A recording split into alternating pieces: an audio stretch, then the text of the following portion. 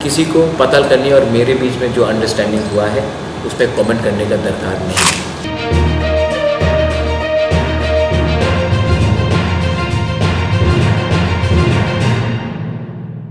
NC बाबू के खिलाफ भी मैंने अपने पूरे कैंपेन में एक शब्द नहीं कहा, ना कि मेवाड़ के खिलाफ।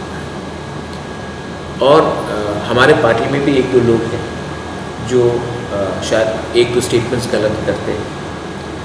मैं इसके लिए चाहता था कि जगदीश देवर्मा यहाँ रहे, लेकिन रिगार्डिंग अलायंसेस, कोई भी अलायंस पार्टनर हो तो अलायंसेस के बारे only I am authorised to talk about alliance and nobody else. तो आज के दिन हमारा अलायंस विथ ड्यू रिस्पेक्ट है with Chittu Babu TSP, and we are in process of becoming one party with IPFT Tipraha, we are going to become one party with INPT। मुझे लगता है कि एक अच्छा मैसेज जाएगा अगर इलेक्शन के बाद हमने एक अटेम्प्ट किया कि INPT और तिपरामोथा भी एक सिंगल पार्टी हो जाए। मैंने विजय बाबू से बात किया है, लेकिन ये उनके ऊपर है, उनका भी अलग party, they have to take the decision.